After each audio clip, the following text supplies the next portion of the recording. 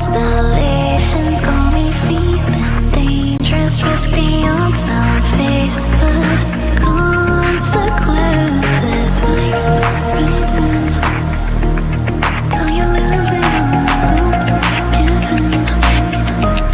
When I'm up like heroin, got you falling in my skins. Take your chances, this is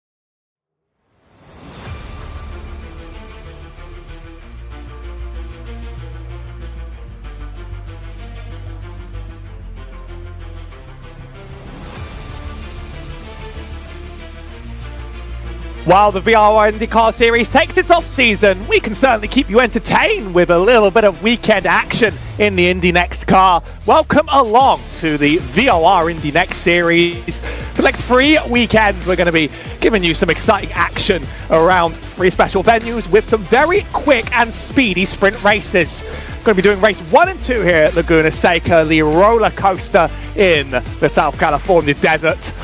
This track is an absolute thrill ride, a roller coaster, and it can be quite hard to force your passes around here, but there's a lot that goes into getting that perfect in a stable car, let alone this one. Howie Burroughs, some call me the General. I don't know what General has this voice, but a reputation does stick, they say. Julian Altena is on the cameras behind the scenes.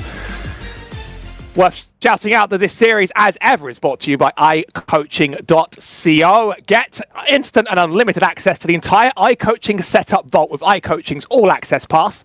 Download professionally built iRacing setups for IndyCar, Next, and TCR cars across the official calendar. Visit iCoaching.co. That's .co to learn more. Qualifying's just wrapped up and drivers are getting ready for one of 2 12-lap sprints. We've got 9 on the grid, and here's how we line up on our first race. Hayden Williams starts up in pole next to Aidan Kale, and Kaya Eri Elliston will next to Matthias Esquel Markamimi in the second row. Sebastian Kinder is next to Indy Kirschenbauer in 5th and 6th. Roden Eftink is next to David Clennon in 7th and 8th, and Liam O'Sullivan finishes off the grid in 9th. Typically would reverse the whole top 10 after our first sprint race, but with less than 10, we're reversing the whole grid. The short pace lap due to get itself going very, very soon. It's certainly going to be a sprint down to that Andretti hairpin, and from then it's just going to be holding on to this tricky, loose car from under you. Nice to see some drivers out here on the field, but there's plenty more time in the season, of course, to get involved. But we're going to have an exciting race to begin out here today. We begin with Laguna Seca, our 12-lap doubleheader. We go to Iowa for a doubleheader on May 2nd, and then the Freedom 100 at Indy to finish off this season. So it's quick, and it's quick and it's action-packed. Shouldn't be having any downtime around here. Pace cars already pulling in for a nice quick start to this season. Aidan Williams lines off on the inside line. He'll get to dictate the start of this race. Green. And we are green. Long run down here to the first corner at Laguna Seca. Caden Kale ducks back in line, then out again. Hopefully we can get all 9 cars through here in one place for 3 wide in the back. Liam O'Sullivan already climbing 4 positions in the very back of the field. Up front, it's remained pretty stable among the drivers. Only 12 laps, 65 seconds to push to pass. You've got online. I expect you to use it for the whole distance. Road Nefting dropping but David Clenn struggling even more there in the back. Going to send him down to the rear, but there's plenty of time for drivers to make up places. Although it'll be over sooner than you realise. Terrifying turn before the classics corkscrew, of course. Send it over that curb and try not to bounce into it too hard. Then the iconic turn, this one for us all off on Gran Turismo back in the days. Slot nice for that corkscrew. That's Kaya Elderson in P3 that had trouble. And Indy Kirkenbauer's off the track and backwards. Lost a lot of time. That car's in one piece, but the only one to really lose grip of that car throughout the corkscrew and still trying to get it in one piece, but struggling to find the reverse gear. That's going to be a tow for the first race. We return to the action up front. Not many long straights here. You only really get the start-finish, and I have a feeling every driver is going to be leaning on the push-to-pass quite often throughout now that it is enabled after the first lap of the race, 65 seconds. A lap here is 1 minute 16, so basically have a whole lap out of here. Leading up the front, Aiden Williams. Looking out for Roden Eftinker near the back as well, who's quite close here to passing Sebastian Kinder. Worth noting for numbers on the tower, by the way. Number drivers without the 9s at the start are iRacing IndyCar community regulars. So they're all certainly being beaten out by some drivers who are not typically a part of their stable. Here's Eftinks on board the run-up to the corkscrew. Used to be a free track on iRacing. Most accounts will still have it, but actually isn't anymore. Very loose on exit, and that's going to punish a lot of drivers going down the hill. Put down a bit too much power. The torque on this thing really hates you, and it'll kick out from the back of you. It's a track with a lot of slow turns, a lot of real ones that force you to back up entirely to recover on your way out. So we cross the line, beginning lap 3 out of 12. Our closest battle on the field is going to be Roden Efting here, trying to catch Kirkenbauer. Make it Clenning. Kirkenbauer's back there, and names will come to me in time, even though I can literally see all of them on the field. Liam O'Sullivan managed to climb up from his first challenge here, and he's up in P5 as well, on the rear bumper of Martis Esquel Markamimi. Just won the VOR IndyCar Series, and I mean this one is a slightly less prestigious achievement, but winning races is winning races, and he's got that hunger in him. Don't want to force a pass through here unless there's a tremendous mistake, but you want to put pressure on that rear bumper and that rear wing. Sending it as hard as you can down the back half of this hill. Trying to use all the grip available to you. That's often one of the places where a lap is made or broken around here. Fly for the last turn, and just like that we tick down even more. Quite stable up ahead, second gaps between the top 3, sort of leaning on the push to pass next to each other, not making too much ground. Here comes Liam O'Sullivan to the inside. It's a big send, it's a bold one. He's got it clear on exit though, moves up a place. It's going to be 2 seconds now to the next car of Kaya Elderson. Might be a taller order, but you get points no matter where you finish in both of these races, and the grid reversal being in the middle hurts you the least by far. Drivers like O'Sullivan and Markamimi, if their group positions were reversed right now, would effectively be starting quite close to where they finished on the road.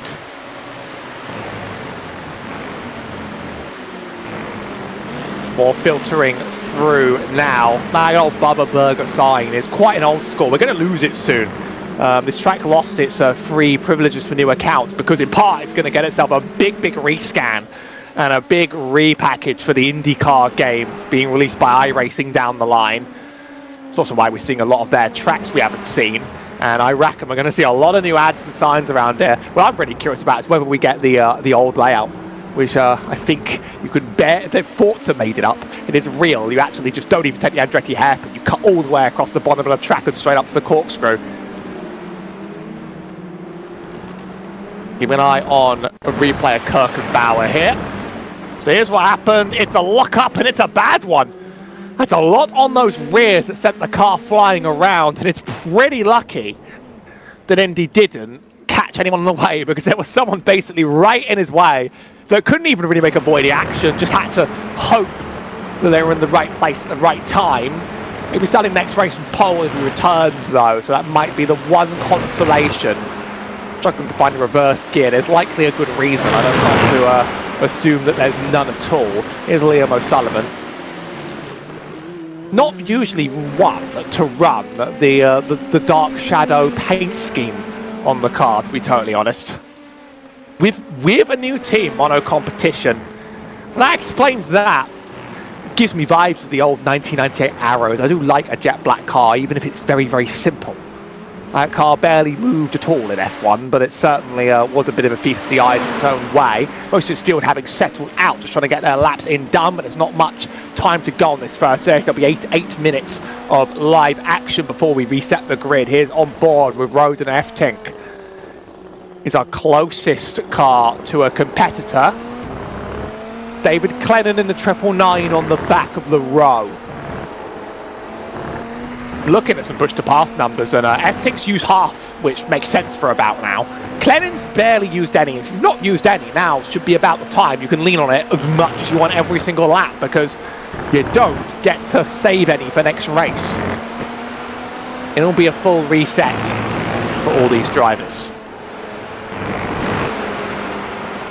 Always challenging to get these things around a circuit, especially when it's a hot track like this.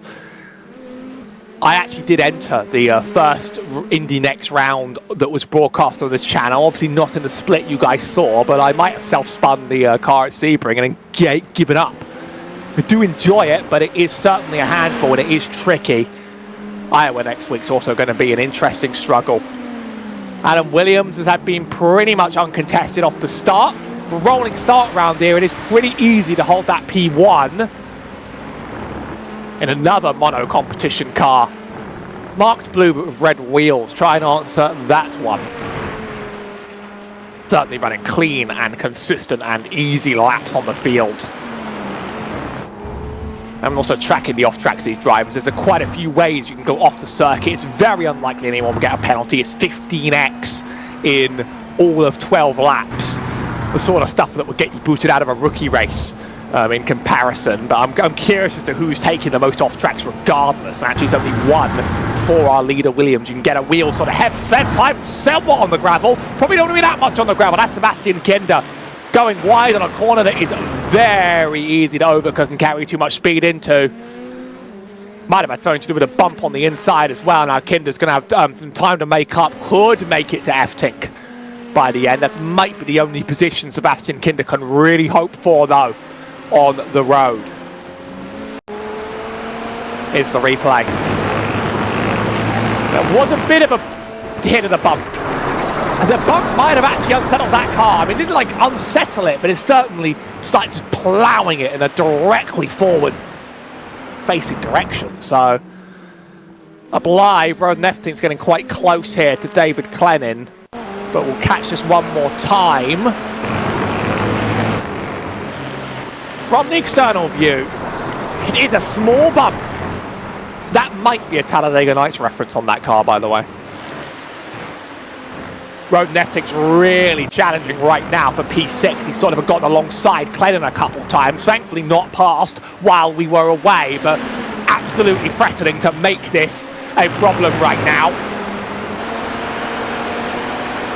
Managed to sort of get alongside in multiple corner exits up to now. Really putting the pressure on. Only 15 seconds of push to pass on that car, though. He's used a lot to not get a pass done, and Clennon is just pressing it to defend. Every time he thinks F-Tink's getting up to him, he can just press it to defend and hold him off for another time. So yes, he'll have a lot left over, but might not be too bad in the long run.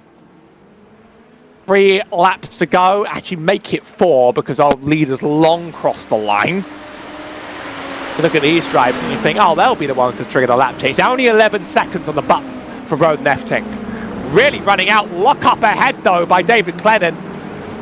Not significant. Did slow him down a bit. F-Tink had a difficult exit, though. That sort of evened out the disadvantage between the two. And a slide. That might be all she wrote for that battle. A difficult slide for F-Tink on exit. That's dropped him by, half a second already. He's off the back, and now Kinder would be the next threat. get one slide in these things, and the tyres do not like it. Kinder's a little excursion on the turtle shell curb is what sent him back, and he'd love to get a place back in time.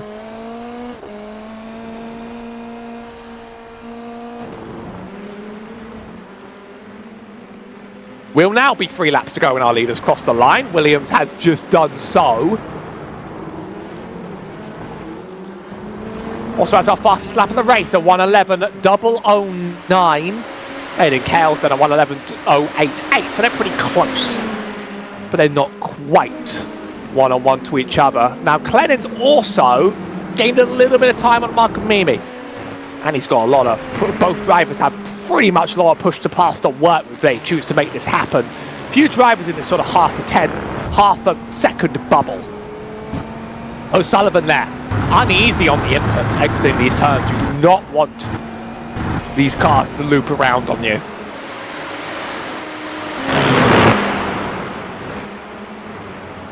Here are the 2 battles. So up ahead, Clennon and Marcamini, and then there's Kinder and F-Tink. Neither are making up significant ground on the other one, though. That's quite the cut of the corkscrew. No driver's gone over 6x, but Marcamini's one of those on 6x this race.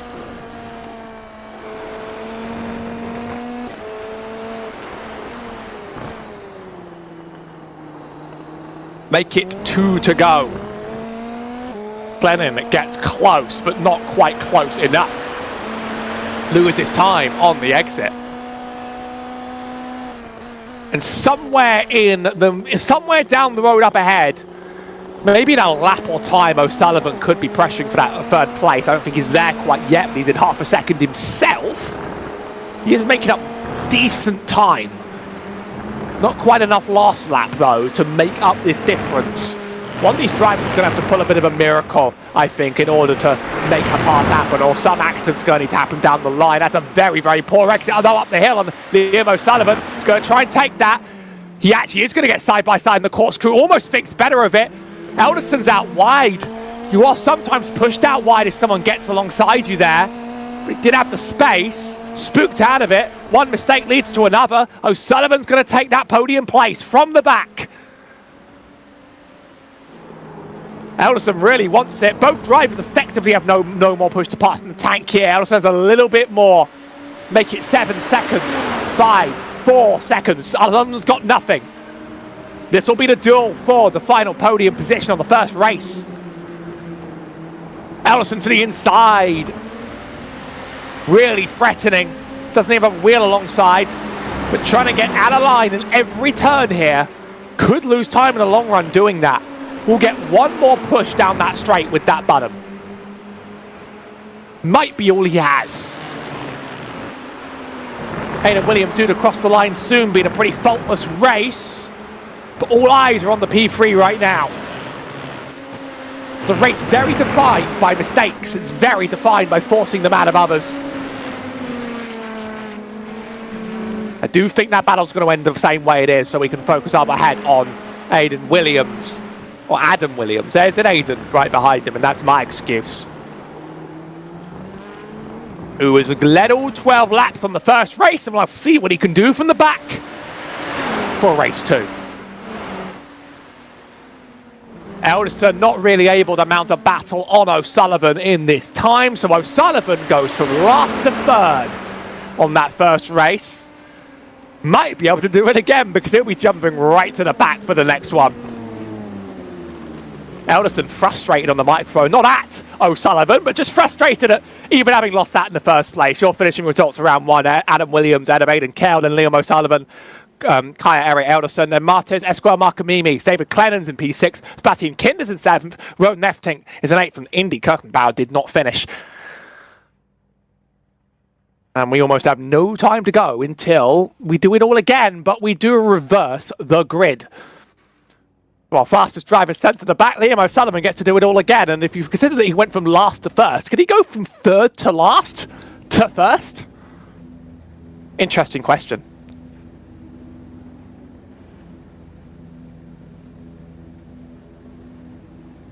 Race 2 then. worth the same points as race 1, same length.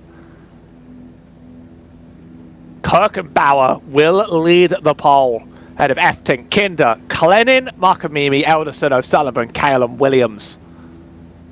Don't know what will be more exciting to watch, to be honest, the front or the back of this field.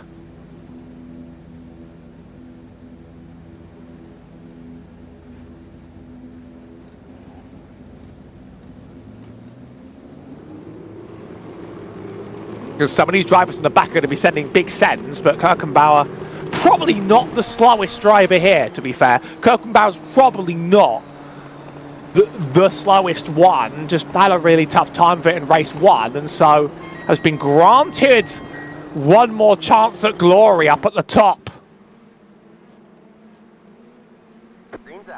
Field rolls to green. That right-hand side has a terrible launch, and right up through the middle, we're going to send it 4 wide. There's no space for that. Elderson sends it right up the middle of the whole field and makes a dive into turn 1. 3 wide again through turn 1. It's amazing that we've gone away with this without contact. O'Sullivan trying to send it up through the middle. With Markamimi down the line, hasn't quite gone it clear. Markamimi is the blocking point, and O'Sullivan's around. That was not going to last forever. Well, we were not going to get that many cars wide for a long time. That was incredible moves up by Alderson. There's like a stack of replays that's already built up that we're going to have to get to on a backlog, but Alderson punching it up the middle was one, and then O'Sullivan leaving this race as another one. He's meatballed and out.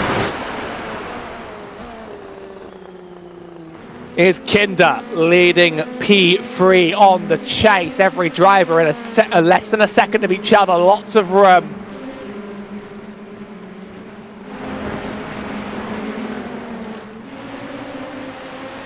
And we wrap up our first lap. It's Kirkenbauer, then Elderson, then Kinder, Markamimi, Eftink, Kale, Klennin, and Williams. Make it Kale, having just forced a pass for that last turn ahead of Eftink, though.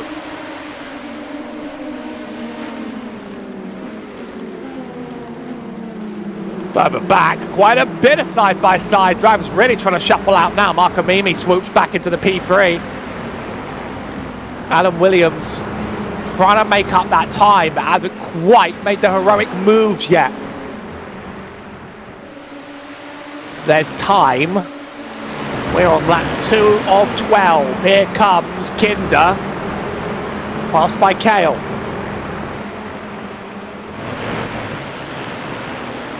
Got a lot of shuffling on this grid. A lot of our highest performers have dropped, but Indy Kirkenbauer hasn't. This is going to be bowled into the corkscrew on the inside. Adam Williams is going to take you. Eftink very much backing out of that one on purpose, I think. And Klennin too. Elderson is really breathing down the neck of Kirkenbauer. Takes it into the last turn. Pass for the lead. There's too much to keep an eye on, quite frankly, on this field. And it was just a bold to send to the inside of the last turn, clearly faster. Now further back, Aiden Kale. Look at drivers here trying to assert their place. Way braver on the brakes than last time. Behind, Williams just did the exact same to Kinder on the same turn.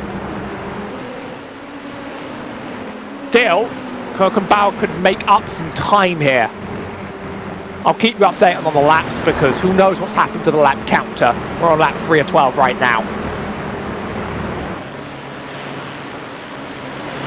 There you go. There we go. Make it 10 to go over this race. A lot closer than last time, the reverse grid, obviously forcing drivers to push to get into their right places. Kirkenbauer, I think, just wants to hold on to every place possible, though. There are points on the line here after a disappointing race 1, and having a reverse grid sometimes means you bleed positions, but let's take a look at some of the things that happened on this first lap, and there's quite a few things I might be interested in, but here's Liam O'Sullivan. That's with Eftink on the inside. I mean, I guess they're not teammates in this league, so it's not quite the same, but they have known each other for quite some time. I'm also curious if at one point we could maybe get Elderson from the drop of the green flag, because that was spectacular.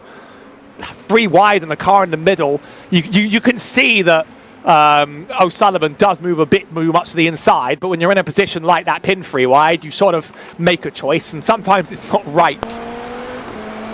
Action still present on the track. Markamimi is stopped. Oh, we had a bad spin off Adam's car here. Don't think it's there. But Markamimi went around and back, and he's actually our next car that's been turned and wrecked here. He is still in one piece, but it's hard to make up that much time on this race. Here it is. To Adam Williams. Big run from Adam. Does outbrake.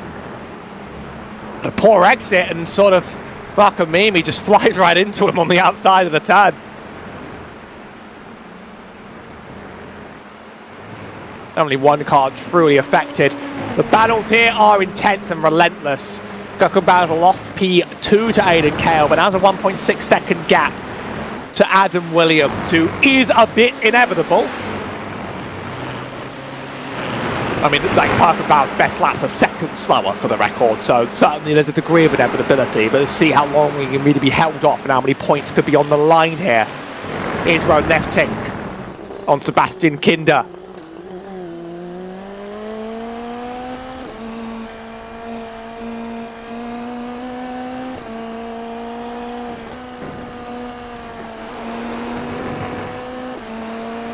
Really, you have to wrestle this car for every single corner exit around here. And then just hope that the thing just doesn't lose it out from under you.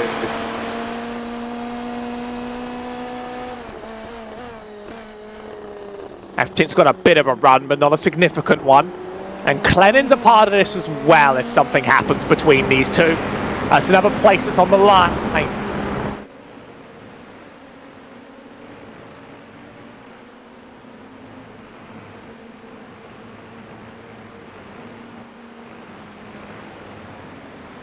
Kinder, Efting and Clennon just off camera, but he's relatively close to all of this.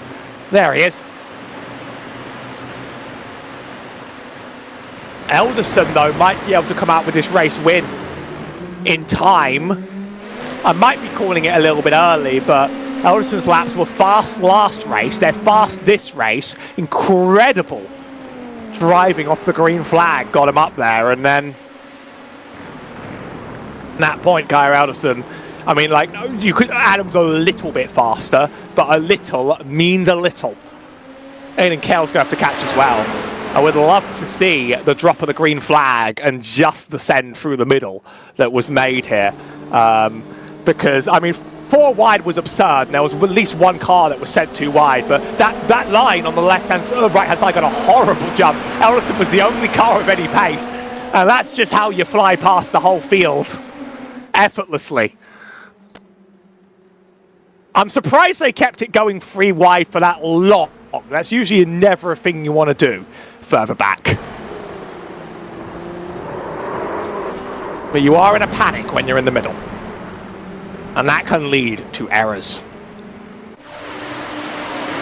Aiden Kale really actually quite close to Elderson now. I think Elderson's had a poor couple laps and Kale's had some excellent ones. The battle for the lead is on. While the battles for the lead is on, I can sneak in, and I'll sneak it in a little bit actually. I might get cut off really badly. Sponsors won't like that, because I do feel like Kale's getting ready to make this move anytime soon. Looking left and looking right. Both cars about equal on the push to pass. Only a 3-second delta. So they can press it pretty much at the same time. So much reliant on corner exits here. But big braking zone moves. Oh, a dip to the outside. The inside covered off by Kaya's going to stop that.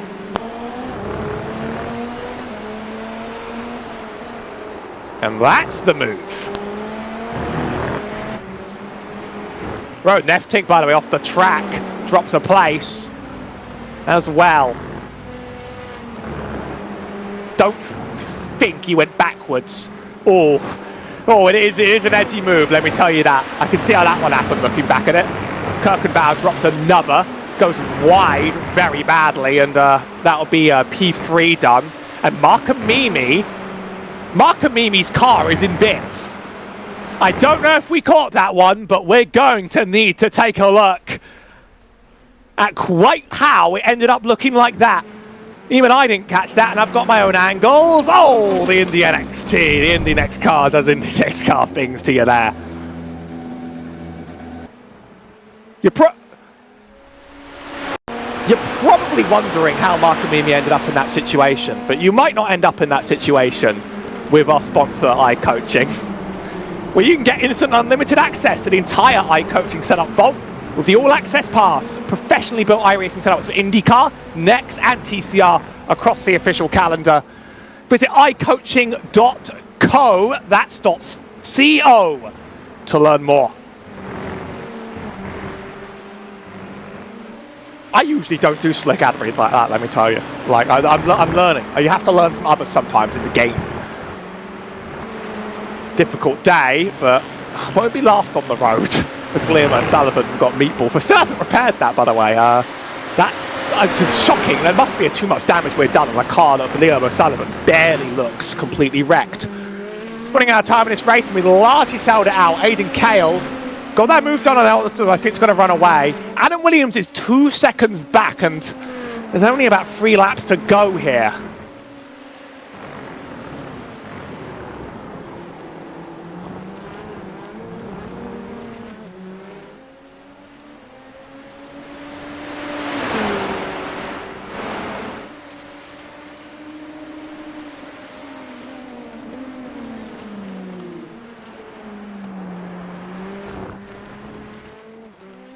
Make it 2 to go. Now Aiden Kells crossed the line. Started 8th. I mean, our top 3 started 8th, 6th and 9th. Our pole sitter has dropped 3 places, and Sebastian Kinder in P3's also dropped 2. A few more incidents in this race though. Adam Williams with a few car contacts is on 12 incidents. And there is a penalty at 15. So you don't want to have too many more off track. So F-Tink's on 13. And actually running into the pit lane. Yeah, F-Tink had an off-track incident. Must have been minor damage to that thing. I've just caught that incident back, and I'm not actually sure what would have damaged the car. Oh, he hit the wall like the lap before. Oh, he hit a cone badly the lap before. Aiden Kale's in trouble. Never mind, more stop. Yeah, no. Ooh. There's some carnage happening all over the track. We definitely need an eye on what just happened to Aiden Kale. Yeah, well, let's go through this in order, because we've just seen a lot happen one after another. 3 significant incidents very, very rapidly. And we'll start with F-Tink. Now, I think his car was damaged because the lap before, he actually took the hump. Entering the final turn badly, damaged the car a little bit on the suspension, caused the spin. Now, I don't know what Kale was doing going down. I thought he might be running the pit lane, but really that's a road to nowhere. I'm very confused by that run. And then a more of a spectacular wreck here for Indy Kirkenbauer. That's going to spell the end of getting good points today. Keeps out of the wall, doesn't need reverse gear either. There will be a finish on the books here. But whoa, rapid fire triple solo incident on the track. And that a way to wrap up your day here. Elderson approaches the final lap with Kale having unceremoniously dumped himself out of the lead. Okay, I've rewatched Kale's, and by the way, it was not an errant going the wrong way, I promise. Got very loose out of the downhill turn that you sent at max speed, and so the car was just going in that direction. Wasn't able to save it in time. It kind of looked like, though, from the early perspective, that he was almost going the wrong way. Well, that is what consistency is all about here. Kel wasn't consistent down the hill. Lost grip and is given that lead back to Elderson. Adam Williams on the charge, but it's going to need to be a spectacular spectacular lap in order to make this pass done on the white flag. And he's 8 tenths back right now.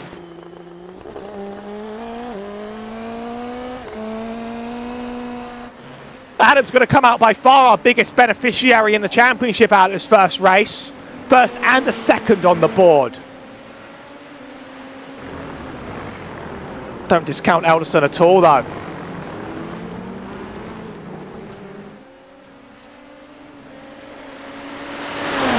As he comes home to claim the win on race 2.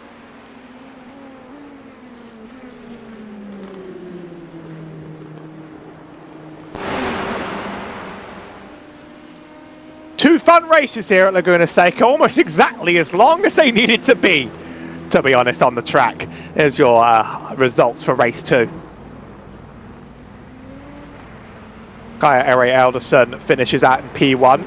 I've got him, don't worry, I can still rattle them off. Adam Williams is in P2, animating Kale, Sebastian Kinder, David Clennon, Indy Kirkenbauer and Ron Neftink, 2 DNFs. Matthias Markamimi and Liam O'Sullivan. Actually, Rifting was a DNF as well. Took some nasty damage on that jump. Just rode him, maybe just thought he wouldn't make up any more places with his stop. And that wraps up the racing for today. We hope to speak to a couple drivers.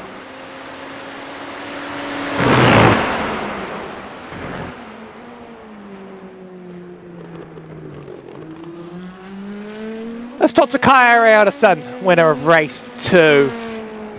Kaya, you know, very close on that first race, but the second one, let's talk about that race start. That was terrifying. Yeah, I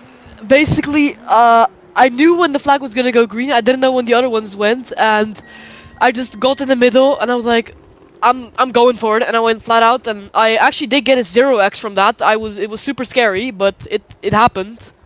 And I got up to second place in the first corner, which is absolutely insane, in my opinion. I don't know how I did it. And then the unfortunate accident, I don't know who it was. I think it was Aiden Kale. I don't know what happened to him. He just went straight on in, what was it, turn 10. I don't know what happened to him, but I really would like to know what happened. And then Kale got loose out of the corkscrew and just sort of sent it wide. A lot of drivers making mistakes on the circuit. Yeah, I'm really happy with the results. This is my first race for VOR, the VOR IndyCar Series, and I came into this race with almost no preparation, so pretty happy with the results. Well, looking forward to Iowa down the line. How's your oval racing? Ooh, oh, I don't even have Iowa yet, so I'm gonna have to figure out the way to get Iowa, and I'm pretty good at short ovals, I would say. I do have a lot of oval wins when it comes to short ovals, especially in the Indy NXT car. So that's going to be interesting, and I hope the setup's going to be good to my liking. I absolutely loved this setup. So yeah, go subscribe to iCoaching. I would say good setups.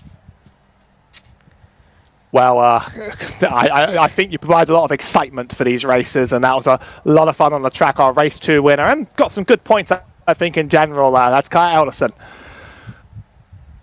Yeah.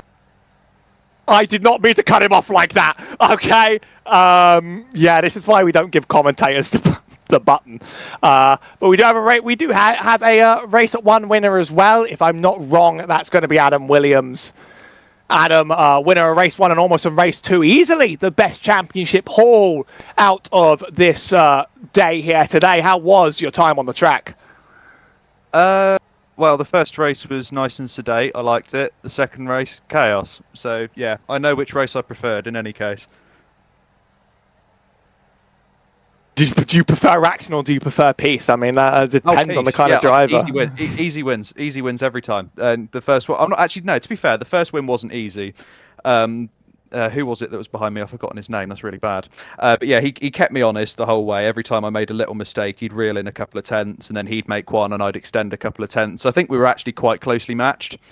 So yeah, that was a good race. Race 2, I had a couple of instances. Well, Liam got spun into me at the start, which cost me a couple of seconds, and then I had a further bit of contact, which to be honest was more netcode with a yellow car. But yeah, and I had damage from that for the rest of the race, which was a bit unfortunate because I think I probably could have got Kaya at the end because I kept my tyres in good nick. But yeah, I'm reasonably pleased because I'm not that familiar with the NXT. And are you looking forward to it on the oval? It's going to be a very different experience if you can make it to Iowa. Yeah, I will make it to Iowa. Yeah, it's street circuit / road course. That's my forte, and it always has been. I'm getting up to speed on ovals, but yeah, I don't expect to be as consistently the front runner as I was today. But I don't have an issue with that. It's just part of the learning curve. Well, you've certainly got the best championship outlay out of today, and I think you'll be looking to convert more of that down the line over the next 2 weeks of racing. That's Adam Williams, our P1 and P2 finisher across the day. And that wraps up our dare racing here. A nice quick one, but we'll be back in plenty of good time for a double header at Iowa. This was one of the first times I really got a handle on this car, and it took me about 3 races to not self-spin it on the first few laps, but I like a low-powered open wheeler at Iowa. There's a lot of lanes to run and a lot of action. Same time on May the 2nd.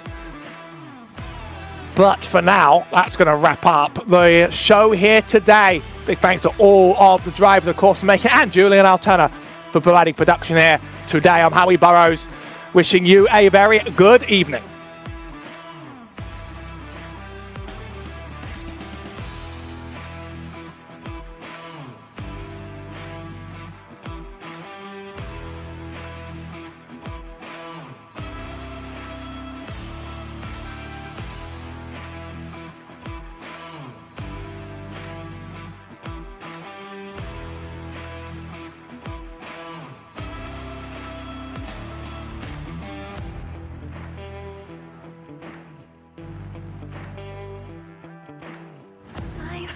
Right in.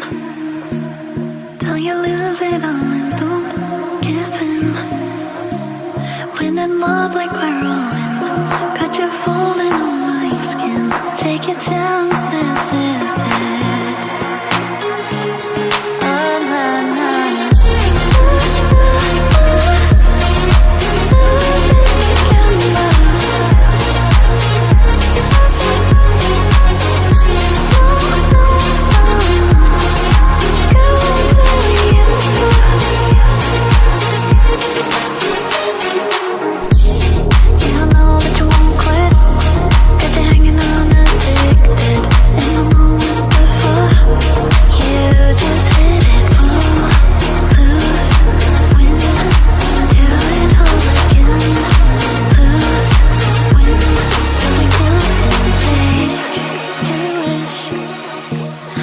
Stars until it's written.